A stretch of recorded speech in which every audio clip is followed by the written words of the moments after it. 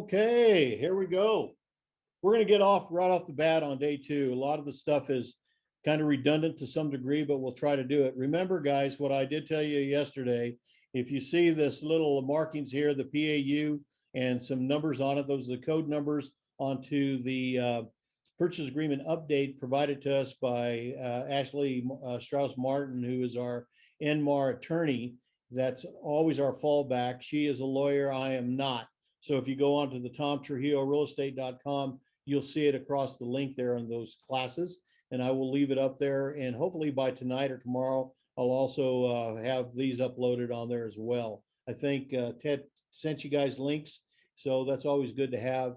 So you can always go back because, like I said, it turns out to be a Sunday afternoon at 7 o'clock and your people want to do a purchase agreement. You go, oh my God, I can't get a hold of Tom, or Tom doesn't answer the phone. And what am I going to do? So basically, this is hopefully a tool for you as well. So now we're going to start pages 8 all the way down to the end of this thing.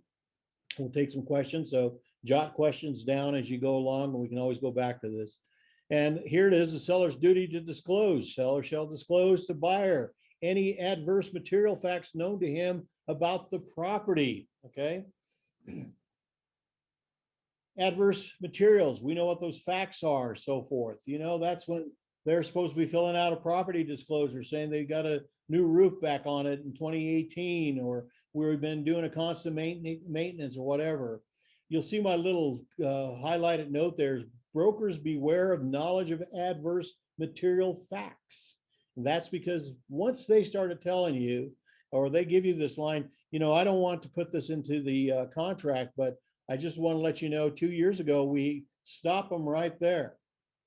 And at that point is when you say anything that you tell me that has anything to do with any adverse material or facts, I have to disclose it. Now, I'm not saying that you and I shouldn't communicate these things, because if you put it on your property disclosure that indeed you had a new roof put, well, you know what? Then I got to make sure that people know that I know about that. Big one here, number 21. This one is gives me a little heartaches, guys, but I'll share with you the way to deal with this. And this really comes to the buyer's investigation of the surrounding areas.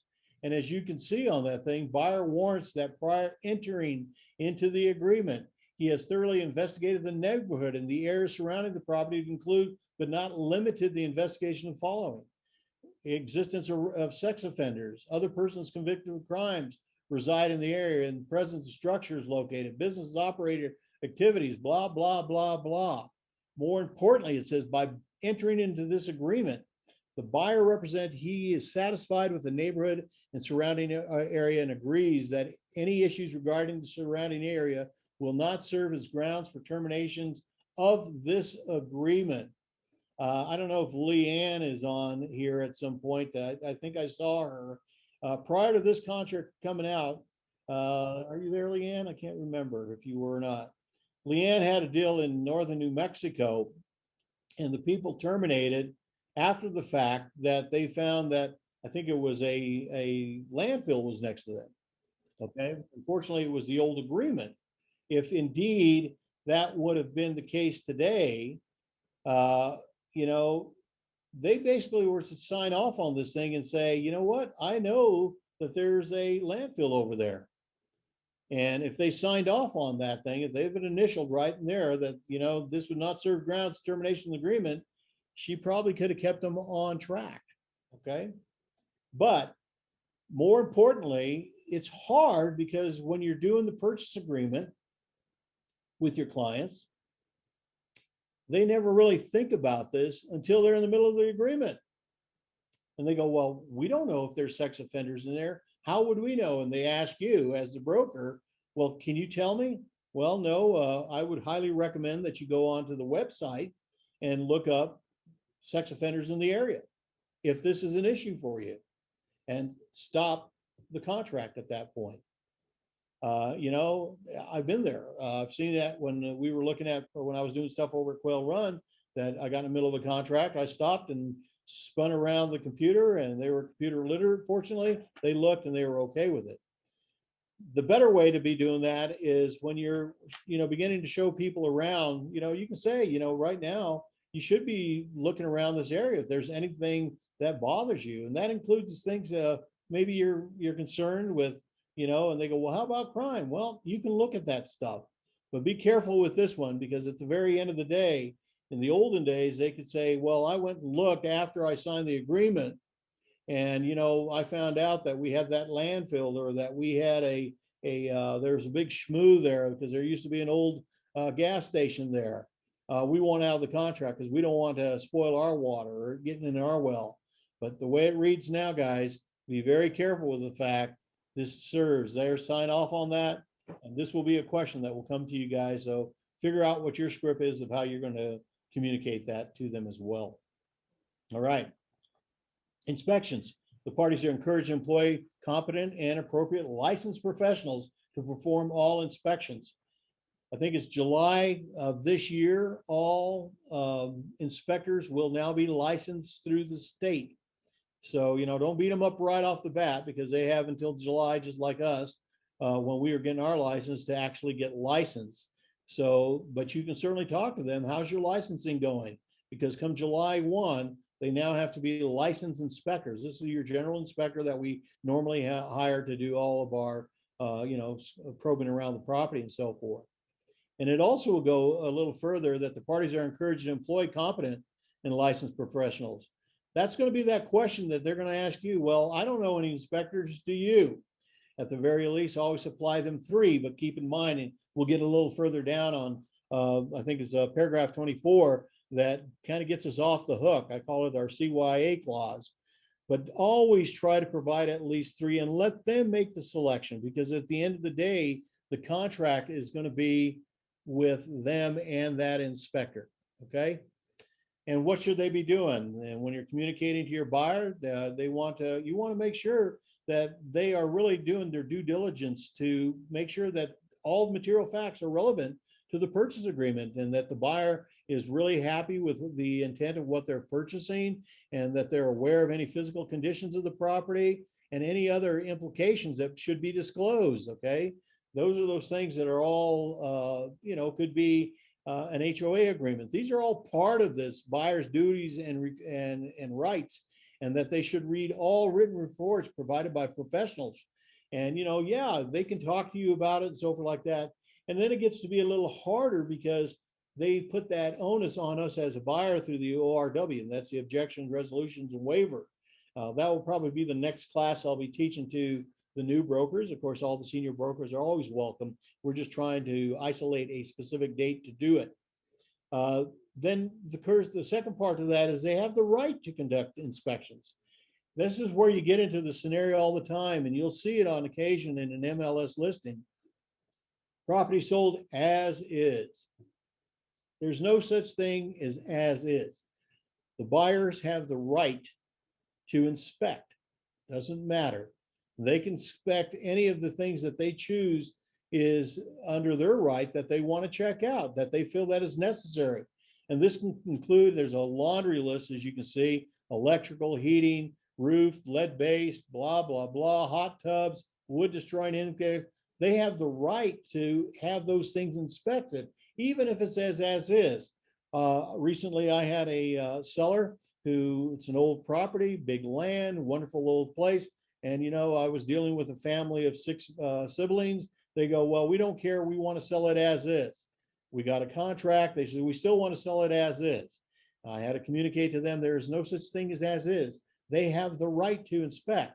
Now, it was an old house. We knew that there's work that needed to be done on the roof, but the new buyer wanted to check, hey, am I getting good plumbing? Am I getting good electricity? Am I getting good foundation? They have the right, and they have the right to terminate if they do not find that the house is what they want. Now, in terms of, and we'll get to it a little further down the road, that doesn't mean that the seller has to agree. So if the seller sits there and they said, well, we said as is all along, well, that's fine. And the new buyer says, well, we want the roof fix, or we want new electrical. They can always say no. And that's part of the process. But you be aware that your seller who is saying that what sells as is, not the case. Everything has its day in court. One that I like to point out here, because I've been recently getting here, is sewer line inspections. A lot of you senior brokers have probably been in the Casa Solana, the Casa Alegre area, and all of a sudden we're beginning to see a lot of sewer line inspections. Now keep in mind that sewer line is not the city sewer, it's basically from the street in. But a lot of those older properties had a lot of the old clay pipes that were done way back in the 50s and 60s, and they're collapsing. So you're seeing more, and I'm seeing more and more deals actually fall apart because there's something being clogged in those sewer lines. And so there's a lot of issue with it. So be aware of it. That may be one you want to, particularly in older properties. I've even heard of some issues. I know I had a deal in Navade, and of course that was all PVC, but there was obstructions or issues within the line from the city. So just remember that they have the right to do any kind of inspections and can terminate basically on those inspections, even if it's being marketed as is. Here's one, number 3, the square footage. You probably have seen more and more of this in the MLS listing remarks. Buyers aware that reference to the square footage of this premise, both in the real property and land and improvements, is an approximate. If the square footage is a material factor to the buyer shall investigate the square footage during the inspection period. That kind of gets us off the hook to some degree. It doesn't mean that you get aloof on your MLS listing. If you have a survey, you can certainly remark on that. Certainly remark on maybe the previous owner has square footage and so forth, but you try to do the very best you can, but you should know that you're somewhat protected in the purchase agreement if it's off by 100 square feet. Years and years ago, I got into a contract. Actually, it was a buyer broker who was a licensee and sold the property for them. And it turns out that the house was off by 100 square feet, according to them. And they felt that the house was based on the purchase by square foot. And I went around and around in circles because it turns out that, 10 square feet, it's not a lot when you really look at the size of percentage of the home. And I think the house was like 2,300 square feet. So they were claiming there was, 100 square feet off. And it turned out that what it was the utility room, which was heated. So, but it sure made me nervous when I was a new broker looking at those kind of things. Okay. Buyer's entry, the seller shall provide reasonable access to the buyer and the inspectors. Here's one here. Buyer shall be liable to seller for any damages that occur to the property as a result of the inspections conducted by the buyer, his agents, and inspectors. So, keep that in mind, particularly when you get a buyer, and it does happen, and the inspector says, it looks like they might have, radon, but all the tubing is behind a sheetrock. And the only way that the inspector can verify if it's radon or not, or Kitech or whatever, is he's got to cut a hole in the wall. And you're going to have to communicate with your seller's broker, the listing broker. You know what? We need to cut the wall. But ultimately, if the wall is cut and they find that it is radon, or if they find it's Kitech and they don't want to buy the house, they're not off the hook. They're the ones who caused the problem. They're the ones who have to repair. One of the things most recently I saw, particularly on wells, is I'm beginning to see inspectors quotes stating that they are not liable if they break something during the inspection. Just finished doing a well on a property that I put under contract, and lo and behold, there it was. This particular well inspector says, we just want to let you know that we're not liable if we get down to that wall and we find that, it's old, it's rusty, and we break a pump. Well, who's on the hook? Well, this new clause now says, if you're in there inspecting, the buyer shall be liable to the seller for any damages. Okay. Sometimes you can work it out if they get down there and they find problems, but you should be aware that as the agreement reads, the buyer's on the hook. Availability of the utilities by the inspector. I always check off for new brokers, and as you guys know, that the little red is kind of just a cheat sheet for the new brokers. that seller should be responsible for it. Not always the case. Sometimes that can be countered back. Maybe they're out of town and so forth. But for the most part, 9 times out of 10, the utilities are already turned on because they're doing showings. They don't want the house cold. They want to make sure the water's working. Okay. Neither party shall be obligated to alter the property as to conform with the city's county building codes. This is one that I'm seeing pop up on occasion. Get an older property. They might have aluminum wiring in it. That really isn't new county code. If you had a property that actually had aluminum wiring and it is functional, then they don't have to meet the city code based on the fact that when they built that property, aluminum was acceptable. Now, they may want to get some credit on that, but you may find that you say, well, you know, it's functional, and I know that you plan to go in there and put in a new, oven that requires higher amperage than we have in this little 50 amp circuit box, but that's on you. We don't have to do it because right now the old electric stove we had working in there works fine. So just be aware of the fact that that can always be a negotiation thing. But again, the property, they don't have to alter to conform with the city or the county building codes. That trips people up. Okay, here we go. Utilities shall maintain. The seller, okay, needs to maintain the utilities. In other words, you have an inspection, blah, blah, blah. This time of year, it's always the worst. They go, we're going to go turn off all the water, and all these water's in the pipes, and guess what? They freeze because they turned off the heat as well. So through possession date, it's the responsibility of the seller to maintain the utilities. Now, there are properties out there that, man, they're you know, kind of on the bottom of the list for real fixer-uppers that things are turned off. So when you get in there for the inspection, you may want to make sure that the seller has all those utilities turned on. Okay. This is where it gets here a little crazier. Inspection selection, unless otherwise provided from the agreement, the buyer shall have the right to select all inspectors and order all inspections, even if seller has agreed for the inspection. In the olden days, way back when Brian and I were very young, that wasn't always the case. If the seller said, well, we're going to pay for the inspector, then they got to choose it. Well, as we all know, if you have a brother-in-law who is an inspector, well, that's the guy you're going to use if you're the seller, right? So you want to make sure that regardless of who is going to be selecting the inspectors, that even if the seller is going to pay, that the buyer has the right to select the inspector they're going to utilize. On occasion, payment of inspections. Buyer shall pay for all inspection except for the following, which shall be paid by the seller. Like I said, 9 times out of 10, the buyer is going to be paying for the inspections. Why not? They want to have their guy doing it correctly.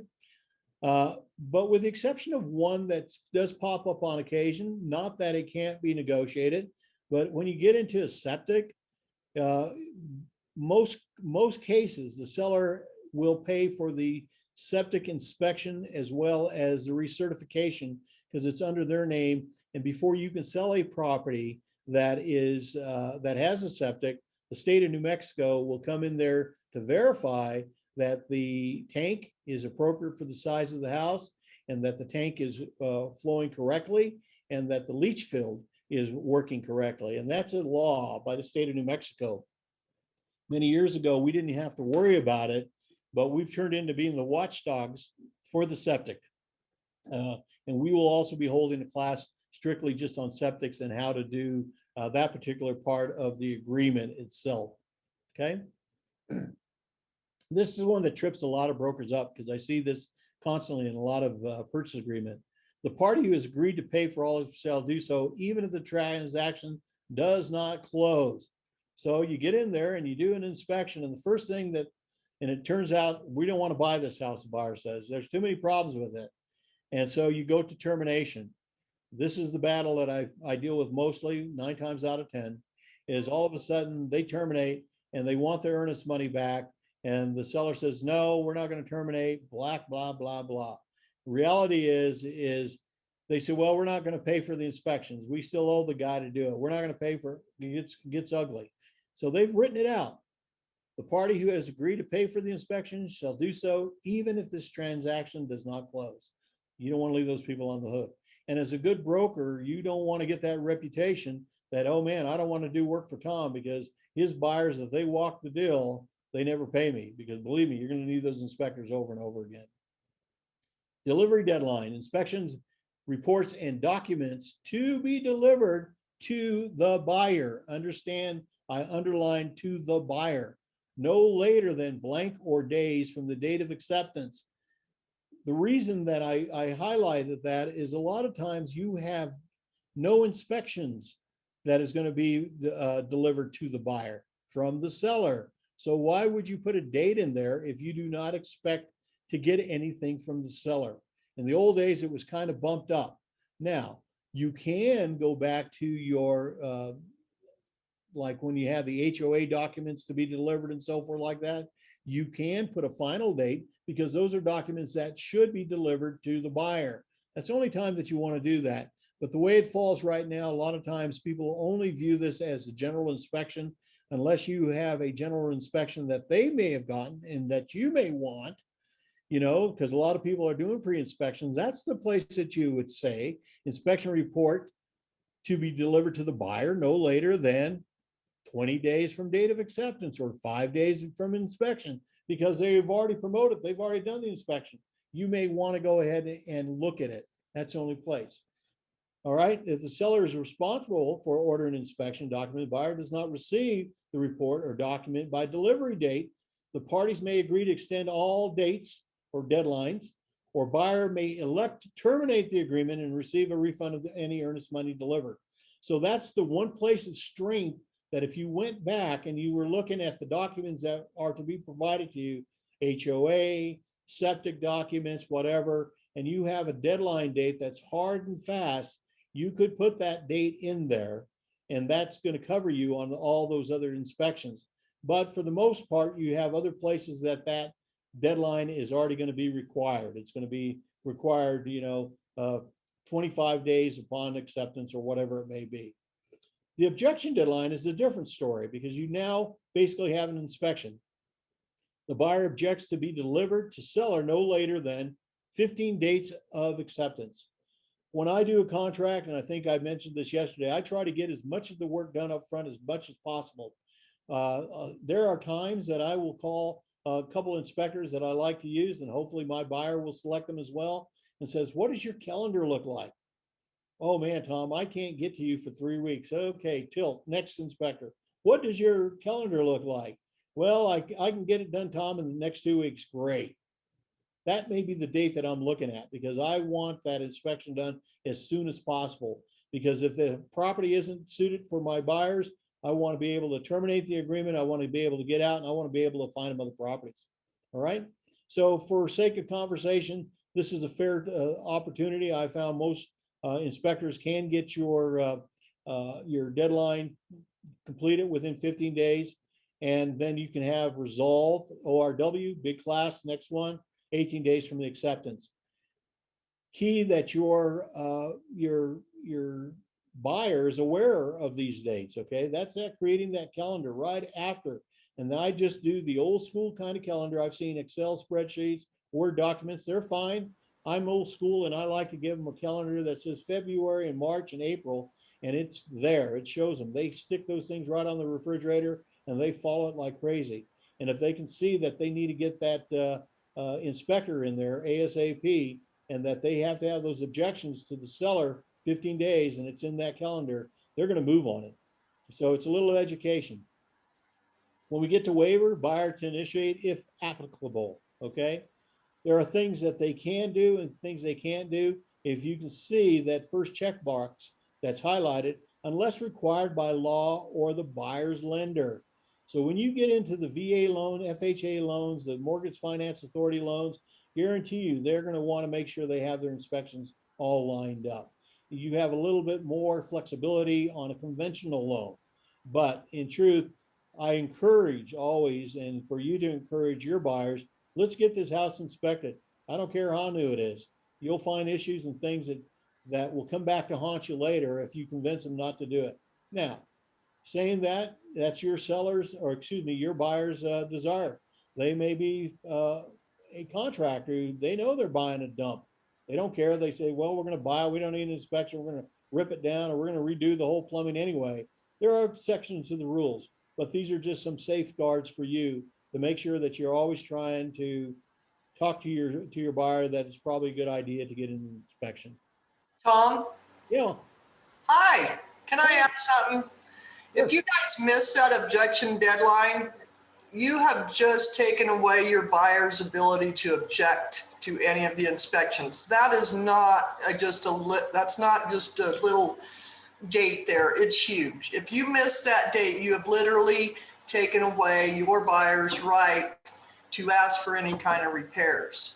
So be careful on that. Yeah, totally, Pam. I appreciate you jumping in on that. You guys, and I know I sound like a broken record.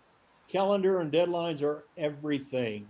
So when you just put dates in there, don't just be, oh, I'm just trying to get the purchase agreement done.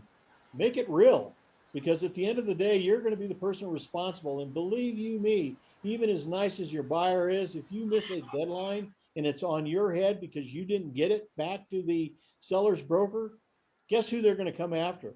So they may be nice as hell up front, but man, they can get real ugly if they wanted that house. I ran into one yesterday with a very, very, very experienced broker. I think I made comment about that, who missed the deadline on getting the earnest money, and it got terminated. And boy, now she's faced, and we try to correct it before having to communicate to her. And after we couldn't do it, it wasn't working. I said, well, guess what? You need to go have a meeting, sit down meeting with your client, that it was on you that you missed that deadline. Not a fun place to be. So thank you, Pam, for that. Deadlines, and when you get into the inspections, man, believe you me, they're hard. They're hard to move away from. Okay. Here we go. We're going to get into the fun thing of the ORW. Like I said, we're going to be doing a class on that as well. Reasonable objections. I love that word that they put in there, because what is a reasonable objection? Sometimes you'll get a buyer and, they're not buying a brand new house. This is the education that you have to work with them. This is not a brand new house. It's a 25-year, 30-year-old, 40-year-old home. But yet they'll go into it, and the thing they're looking at is everything that could possibly be wrong with the house, right down to the light switch plates that are on it. They're cracked, they're broken. Reasonable objections start off with what is of safety concern more than anything. That's a good place to start. So if all of a sudden you know that, wow, they have a electrical box that are what they call double lugged circuits, that basically means that they have one circuit breaker and they've got two wires connected. That's a safety issue. You get into things of plumbing that, aren't really up to code. And again, be careful with that word, but things that just aren't working that should be working. That's a reasonable objections. It's not the frivolous things. It's not the paint. It's not that. Because if you're putting together the deal, and you have the inspection report, remember, you buyer, you no longer get to send back the entire inspection report. All right, we're going to get to that just in a section. So look at reasonable. Make sure that the ILR, the surveys, those things are working, okay? And there's a new thing that's going to be happening. We'll get a little further down, but you'll see it right here. Buyer may object and request seller cure the issue. Condition of the buyer may terminate this agreement. Buyer's objection or termination may be in writing. Buyer's failure to timely object, this is what Pam was talking about, or to terminate shall be deemed a waiver of the buyer's right to object or terminate and or applicable contingencies, okay? It should not be considered a fault at this point. And we'll get down to that in just a minute, okay? Let's move down to objection resolutions. That's the fun one, 5109. And as I told you guys, when you get the annotated, if you don't already have it, that's one I didn't do in pink. Should have been done in pink. Go in there and look what those look like, because you're going to be facing that, and particularly new brokers. I know it's overwhelming as you get more seasoned in it, you'll realize, oh, I don't need this particular agreement or this form. But when you're new, you're going to go, this is one I guarantee you everybody's going to use is Form 5109, the ORW, because this is the place, okay, that you're going to object any issues you find in the property. So reading through it, if buyer objects to an item on the document or survey, buyer shall produce with his objections a copy of the entire document or survey on which the buyer's objection is based.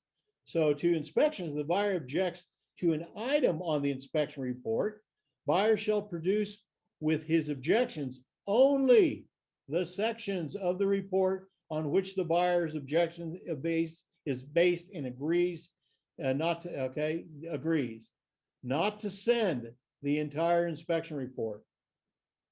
Let's sink that in your head again. You're only going to send the sections that you're objecting to, not the entire inspection report. And I've had a lot of brokers, and we touched on it yesterday a little bit, who say, well, I like sending the entire inspection report because all we did was highlight 3 or 4 things, but we wanted to show them how bad the house really was. Can't do it, because at that point, they have to disclose any issues. And the question then becomes, how reliable was that inspector? Hence the reason a lot of them are now going to be licensed. Their neck is going to be in the noose right along with us, because if they did some kind of bogus inspection, well, they can come back on that licensee inspector, but we're not there quite yet, okay? The only time that you can have the entire inspection is when it is requested in writing by the seller. And there are those times when they say, you know what, I really want the entire inspection report, okay? Comes to the whole clause. If you guys can see my screen, even on the right-hand side, I think you can see that I actually subscribe to Acrobat, okay? Adobe Acrobat. Why? Because this allows me to do the editing, it allows me to do, when I'm doing the classes, all the highlighting, but most important, it allows me to redact. So if I have the inspection report at hand and I upload it, it's an Adobe as a PDF, it's going to come default to my Acrobat, and I can just click that little redact there, and I can just go in there and I can highlight that and redact it. If I save this, that making objections would be redacted. Okay, so there's some tools out there, particularly when you're doing listings, but you do not want to send back the entire agreement to the seller. Okay. Seller has a right to respond. Okay. So you send the objection, say, hey, we're not happy with electrical, we're not happy with the roof. We want you to fix them or give us a price reduction or give us a credit, whatever way to resolve it. The seller has the right to respond. As I said earlier, if it's one of those houses that says as is, even though you may ask for a brand new roof or a brand new electrical panel, they can say no. At that point, if you don't like the deal, you can terminate the deal as the buyer. However, there's something that has now been put in. If you sent that to the seller saying, we want the roof fixed and we want the plumbing done and we want the electrical upgraded. In the olden days, they could just say, forget it, we're out of the deal, we are terminating the agreement. No longer, the seller may not terminate this agreement based on the fact that the buyer makes objections. They can't blanketly send you back and say, you know, we don't accept all the requests that you guys want, we're terminating. Okay. They can send back the response to you and say, no, we're not fixing a damn thing. Sorry, take it with it is or not. Then you can determine as the buyer, okay, we like the house well enough, we're going to go ahead and buy it. Or at that point, you can say, no, we're not going to buy it. But more importantly, because this will happen to you, the seller will say, you know what, we didn't like what you sent for us to repair. And guess what? We're not going to even reply back. We want to terminate the deal. Can't happen anymore using the new purchase agreement. All right. Repair condition. If the seller agrees to complete any repairs prior to closing, seller shall complete the repairs no later, and then my cheat sheet to you guys, 5 days prior to settlement and signing date. Don't wait till walkthrough to do that. Give yourself a little room. Give your seller a little room. You know, that's too often people will get too tight on their contracts, not giving the seller or buyer a way out. I have found success of a contract will be, you got to give people an opportunity to remedy situations. So let's just say that we were talking that they agreed that they're going to fix that electrical panel issue that I saw on the property. And we said, well, we want it fixed, you know, by closing date, 2 days before closing date. That's our walkthrough. You go in there and you don't see it fixed. Well, then everybody gets in a frenzy, say, well, we're terminating, we're doing this. Give some room to them. Make sure he says, oh, something must have happened. Maybe the electrical guy got COVID. Who knows? Whatever it may be. But give yourself a little bit more room than closing date, or excuse me, a walkthrough date, to give these things resolved. That also may put you a little bit on the hook, because maybe you're people out of town and you're fixing the electrical box. You're going to go in there 5 days ahead of time and look at that. Oh man, they haven't fixed it. Hello, seller's broker. What's going on? Oh yeah, the guy got sick. He'll be in there tomorrow. We'll make sure it happens, because we're going to do our walkthrough in a couple days. Okay. Termination. And there's a resolution. Same thing I talked about. Termination, the fun one. In the olden days, when Pam and I were mere puppies in this business, there used to actually be only one form that had termination and distribution of earnest money. And it was kind of a cool thing, because it said, we want to terminate the agreement. And on the bottom half, it says, and all the earnest money shall be distributed back to the buyer. Caused a lot of problems, because they are two separate parties dealing with that issue. The first part is us as brokers, because we're dealing with the contract. If you recall, the earnest money, although it's part of the contract, that is money that is put up front to have a little skin in the game. But that earnest money doesn't even stay in our hands. It goes on over to where? The title company. And a lot of times, the two of them would get caught up. And I still get caught up with these on occasion. I'm sure Pam does too. Is all of a sudden a termination agreement comes in and the earnest money distribution comes in. They're two different forms. And one says, we want to terminate. And the other one says, and we want to keep all your money. Fun. So you get on the phone, back in 9 times out of 10, the QB gets involved with that and say, come on, guys, they really want their money back. You know, it was only $2,500. You know, we're going to go to court over it. Now remember, we're not part of that suit. That becomes, that money, that earnest money, goes to small claims court.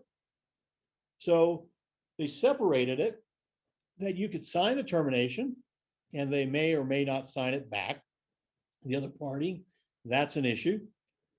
And they also will have the distribution of funds that they may want to keep or not keep. If it's a perfect breakup, if the romance has been a good relationship, what you're hoping for if you're terminating is a termination that says, we mutually agree to terminate this agreement. And then the second form, the earnest money, and we agree that the money is going to go back to the buyer. Okay. Trust me, they're not as smooth all the time as this. I got involved with one in Albuquerque less than a month ago, and we had a fight and claw back. And finally, the listing broker said, yeah, we'll go ahead and release the earnest money back to the buyer, after there was a threat from the buyer's attorney that not only was he going to sue the agency, but was going to sue the broker privately, and that changed that one. So we got one yesterday, the one I was dealing with the letter, or the pre-qual letter, that, you know, we're going to terminate and we want to keep the money too. So hopefully that worked out. That was really no fault, but it was on the fault of the broker, who screwed that up a little bit. And truth be said, you know, the buyer who said, wait a minute, that wasn't my problem, broker. They want to keep the earnest money. Well, fine, you can reimburse me for my earnest money. that's the kind of situation things can get out of control. All right. So let's try to make sure if we're going to have a breakup that, we do one that's a little, that everybody's on the same page. Okay. Going all the way back, if you recall, when we're doing recommendations, they're saying, hey, well, Tom, I don't know who a good inspector, or Tom, do you know a builder, or Tom, do you know somebody in the, that can do electrical, or who do you know? That's that recommendation of having a minimum of 3. But this is that CYA one I was talking about, service provider recommendation. If broker recommends a builder, contractor, escrow company, blah, blah, blah, all the way down to, an inspector, recommendations shall be independently investigated and evaluated by seller or buyer who hereby acknowledge that any decision to enter any contractual agreement or arrangement with any of such person or entity recommended by the broker shall be based solely upon such independent investigation and evaluation. There's that CYA. Stay away from trying to be specific on any one of the inspectors or contractors. And trust me, guys, I did this for years. I have my favorites, but I have now moved to recommending 3. And they'll go, well, if you were going to pick, Tom, which one? They'll still try to get it out of you. You're not the inspector. You're not the builder. Stay in your lane. Say, these are people that have done work with me in the past, have done work with my clients in the past. You may want to check them out. But at the end of the day, it's on their head, not on you, because they'll come back, well, Pam told me that this guy was the best inspector in town and he did a lousy job, and now we have to get a new roof. So you don't want to get in that kind of scenario. All right. Home warranty. In Santa Fe at this point, we're not seeing a lot of home warranty, partly because of the age of the properties that we deal with. There are exceptions to that. You may consider a home warranty if you're buying maybe some of the newer homes that are available on the market. They did do that one change. I think I communicated it yesterday. That's now up in the table in miscellaneous charges. They now have home warranty there. Who's going to pay seller warranty? So it's redundant. It's just this whole thing here of who's going to pay buyer and seller. And I just made a note that it's now part of the cost to be paid in the summary above. Again, the disclaimer, sold in the current condition, not limited to the location and the amount or whatever. Again, another CYA, broker has not investigated in and is not responsible for foregoing aspects of the property, among which is lot size, acreage, square footage, may not be approximate, but are not warranted accurate. That's kind of getting us again off the hook. That doesn't mean that you get sloppy if you know what the square footage is when you do your MLS listing on that, okay? Buyer and seller acknowledge that broker's only role in this transaction is to provide real estate advice. I love that. I wish that was actually highlighted and underlined, because that's what we do. We only give real estate advice. That's staying in your lane. We don't give anything beyond that. And just point it out to the new brokers, particularly, these check marks mean things. So when you're going through it, that basically is saying you're telling them very, very clearly at this point that you're not responsible for those kind of issues. Okay. Maintenance. Upon possession date, seller shall maintain the property. We talked about that earlier. If utilities are on as the date of acceptance, seller shall maintain utilities through the possession date. We talked about that. It is the buyer's responsibility to arrange to transfer utilities into the buyer's name on possession date.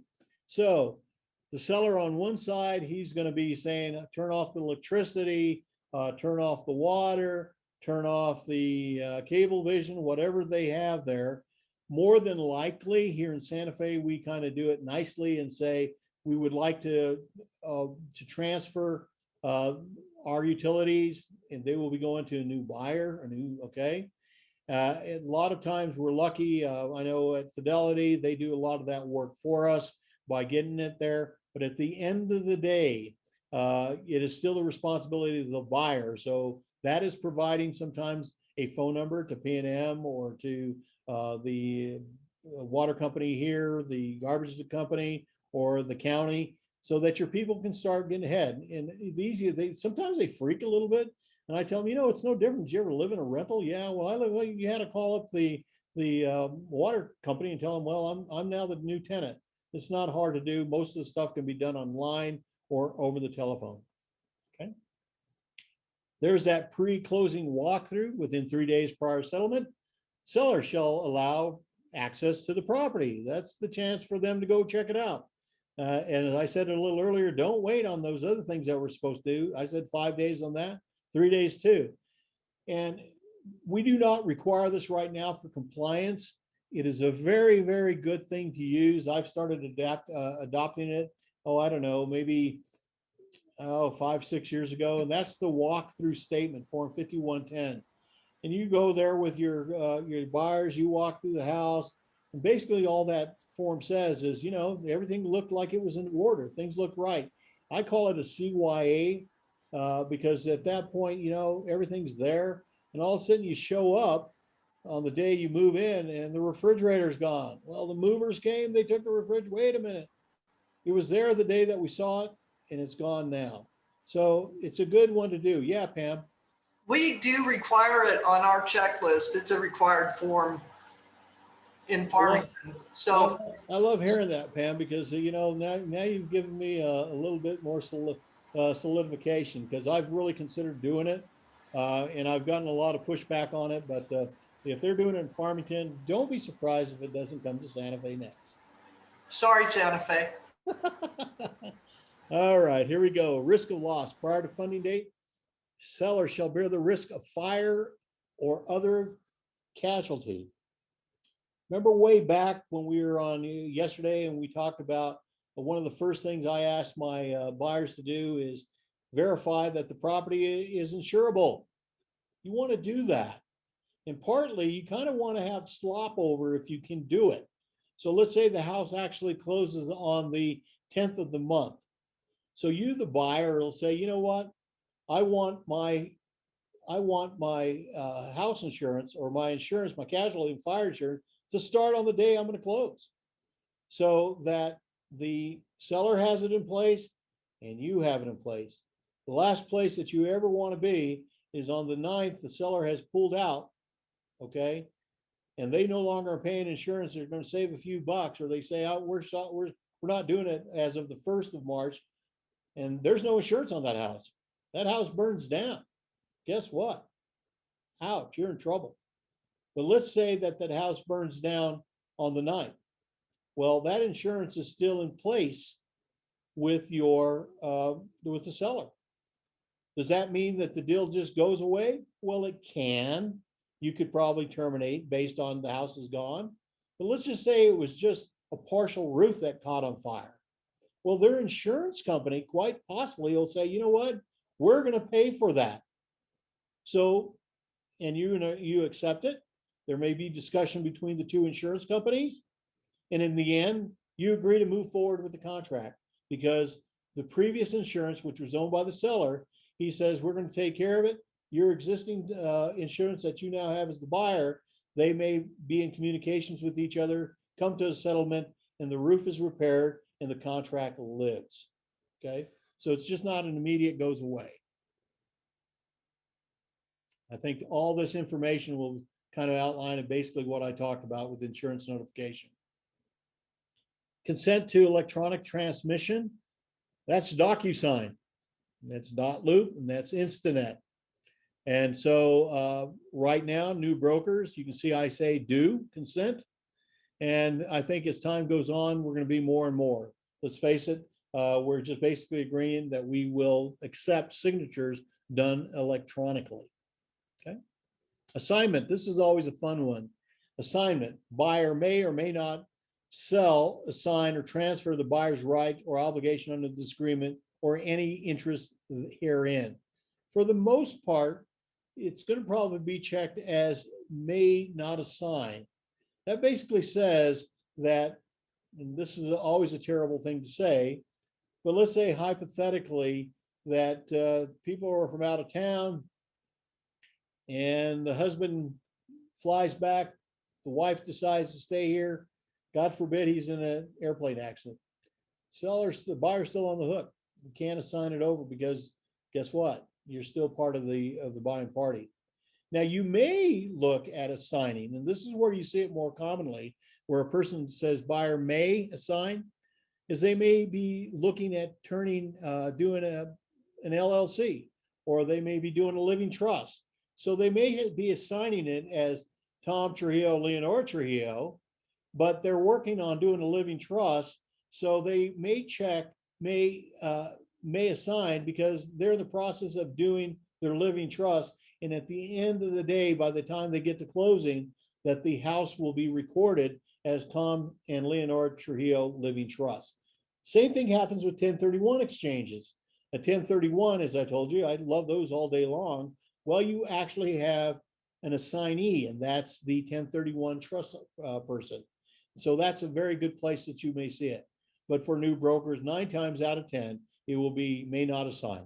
Okay.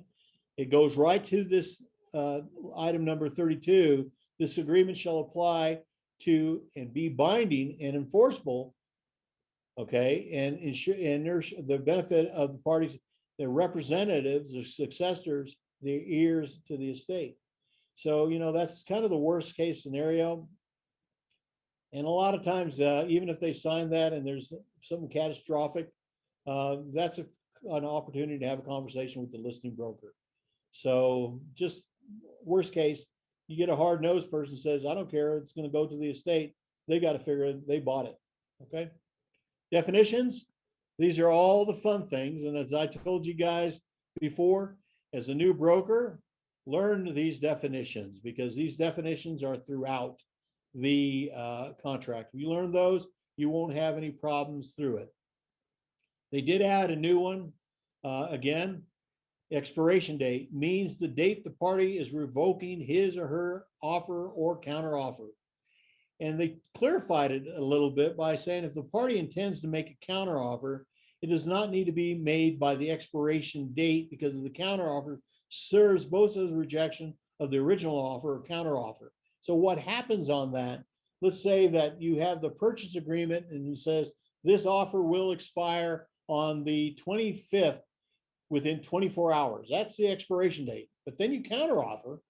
And so it just kind of took that offer off the table and says, we want response by the 27th. That's the new offer date. That's the new expiration date. So keep those in mind. Don't get them confused. And apparently there's been a lot of it. So that's why they did it. We'll go back down to fixture. This is that fun one that we talked about, touched on a little bit yesterday, but we'll get a little bit more till we understand all those items that were up there that are fixtures. There's more and more definitions. Read them.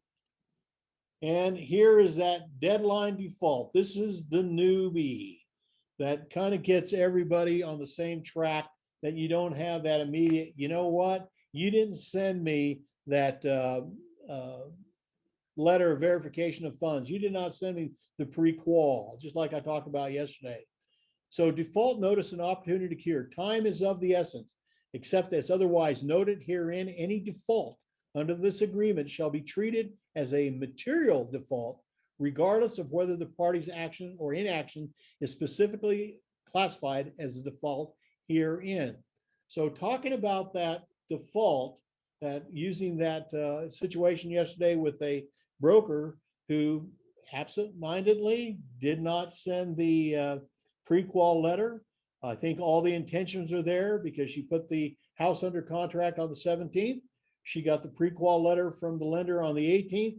And between the 18th and in her mind, she sent it to the listing broker. He claims he never got it. So he never communicated to her that he never got it. So instead he said, I waited till a week later. I didn't go, you're in default, we're terminating. This would have saved her. Deadline defaults. In the event a party fails to perform by specific deadline, the non-defaulting party shall provide written notice to the defaulting party of the nature and the extent of the deadline default. That's notice. Brand new form, NMAR form 2112, notice of default and opportunity to cure. The defaulting party shall have 2 days from receipt of the notice to cure the deadline default, opportunity to cure.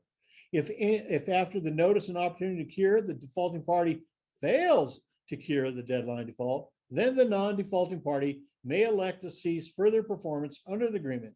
In this event, the non-defaulting party may retain the earnest money and pursue any additional remedies allowable by law. In the alternative, the non-defaulting party may elect to waive the deadline default, in which case both parties remain responsible for all obligations, retain all rights and remedies available under the agreement. So using that example, if this would have been in place to the other agreement, the listing broker would have filled out form 2112 and say, hey, buying broker, you did not send me the pre-qual letter. What? I thought I did. Well, I'm sorry. I don't know what happened, but I got 2 days to send it to you.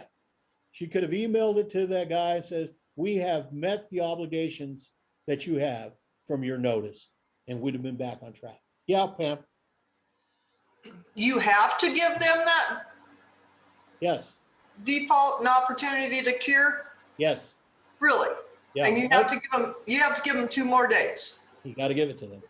And it's for that kind of example that I just spoke of, that, you know, the buyer's broker thought he did it, and the listing broker says, well, you didn't, so I'm waiting around, and I'm going to use that as a hammer when the time comes, because I've got somebody in the back door ready to buy this property.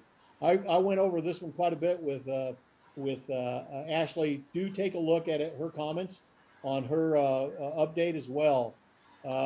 Is it good? Is it bad?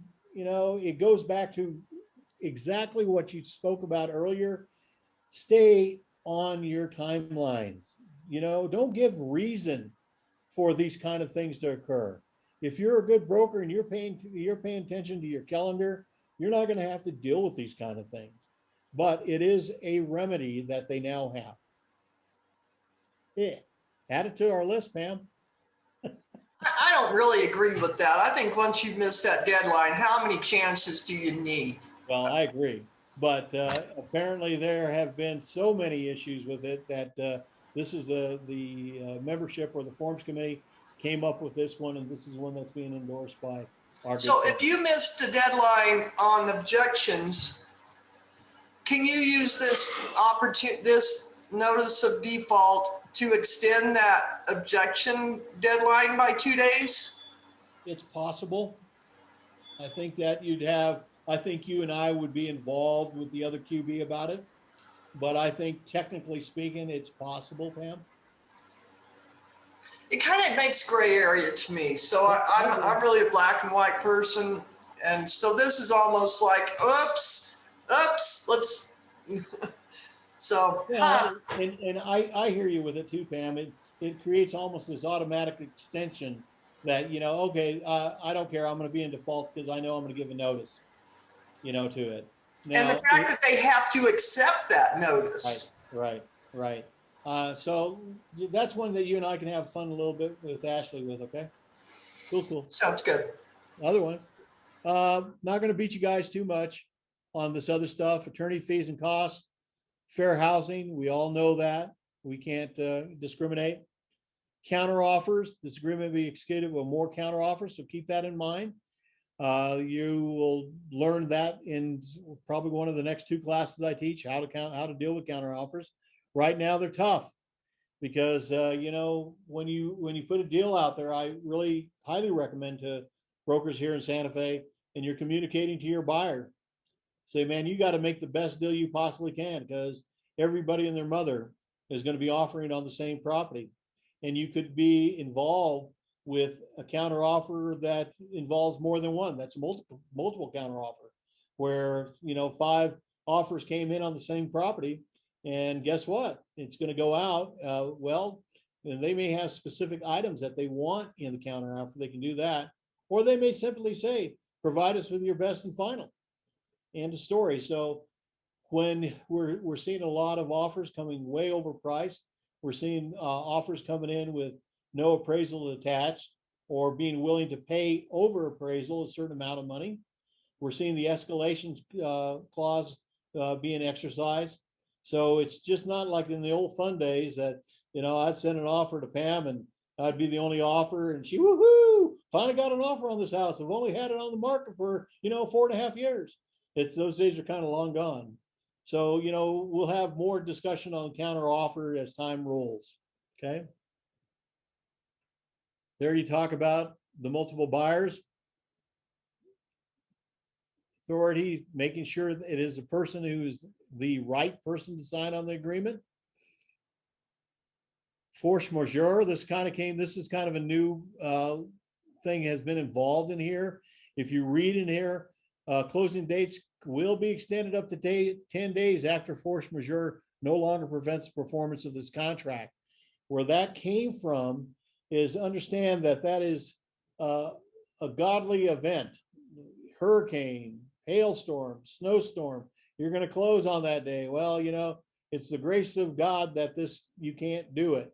The other one that is now impacting us as well is COVID. You know, when we all started off, we all had our listing agreements and our closing dates, and then we got shut down. Everything got shut down. The governor shut everything down in the state of New Mexico. Well, what did that do to my closing date? Oh, you're in default, Tom. We were supposed to close yesterday and you couldn't. Well, I couldn't control it. That's force majeure. So those things are alive and well, and probably never had much issue with it, because in the great fair state of New Mexico, we seldom ever had issues that would stop us. We're lucky that we never lived through hurricanes or floods and so forth as much.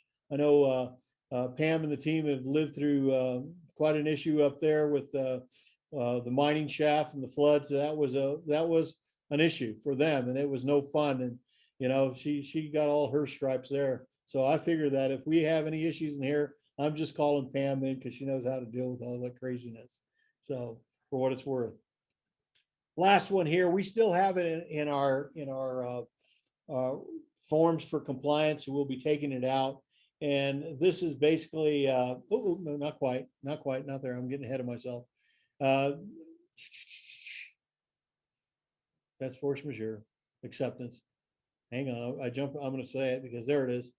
The wire fraud. We now have it in here, so we'll be taking that one off the list of the independent form that we had. Okay.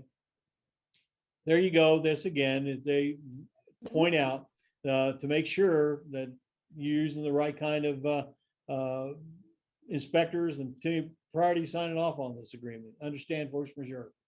The agreement may be modified only by written agreement of the parties.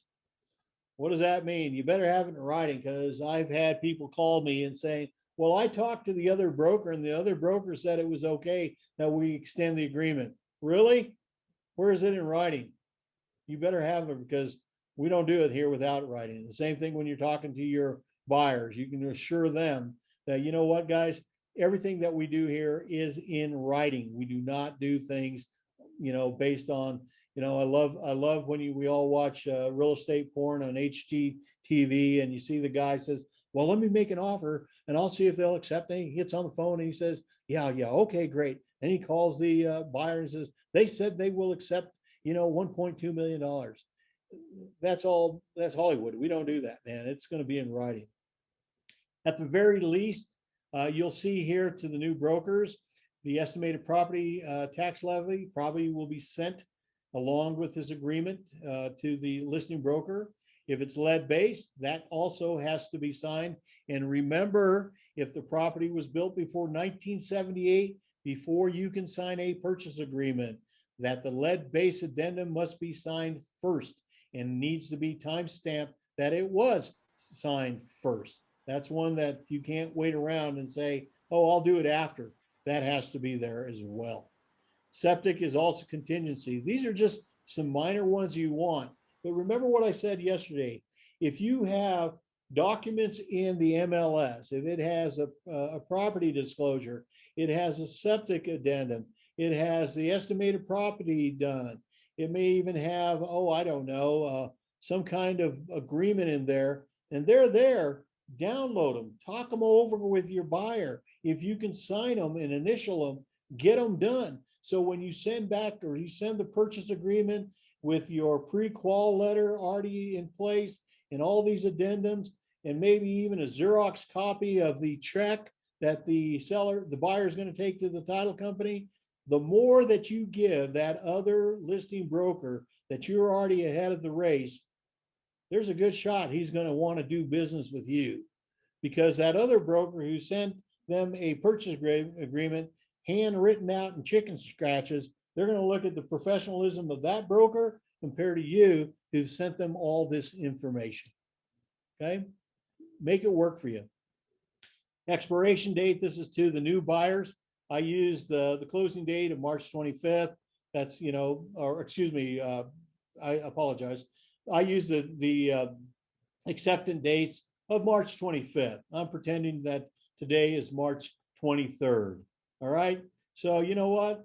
I want it back within 24 hours, at the most 2 hours, 2 days. So when you do this, when you want that offer communicated back to you for your buyer, don't wait around. Now be reasonable. Don't say, hey, I want it back in 3 hours. Or, because maybe the people aren't around, they also have to mull it over. This is that conversation that you have with that listing broker. Are your people here in town? Oh, they are. Great. Can you get a hold of them pretty easy? Yeah. Well, I got a hot offer. We need to know first thing tomorrow. We need to know by 8 o'clock tonight, whatever it may be. But be reasonable. 24 hours is not too bad. In a hot market, 24 hours could mean you could be competing against 3 other brokers. Who knows? Okay. All this stuff is subjective. Obligation and responsibility set forth in this purchase agreement are those of the parties to the purchase agreement. That's not you, the broker. That's why we don't sign anymore, except those first 2 pages. That's where the signatures are there of the 2 parties. Wire fraud alert, signature of the buyer. And if everything goes well, and I do show this to my buyers, if everything is hunky-dory, they love your agreement, the seller is going to check off on that, seller's name, seller's signatures, okay? There could be a counteroffer. The seller could check this one and make a counteroffer on that form, okay? If the seller is rejecting this offer and submitting a counteroffer, seller should not sign the agreement, but should initial all pages. And if there's a counteroffer, the proper way to have the counteroffer is there's a new counteroffer, and all of this purchase agreement with initials should also be sent back to you. That's proof to your buyer that the seller saw everything and do it.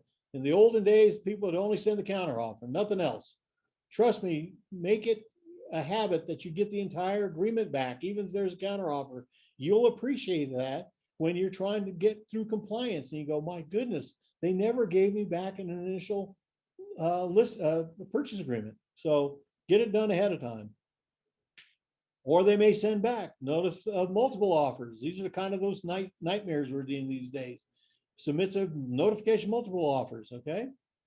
Or worst case, this is the one time before we get to any kind of objections or default notices or anything else, you send some ridiculous lowball offer because that's what your buyer wants to do. Check mark, seller rejects this offer, they initial, it's over. Okay. So there you guys have it.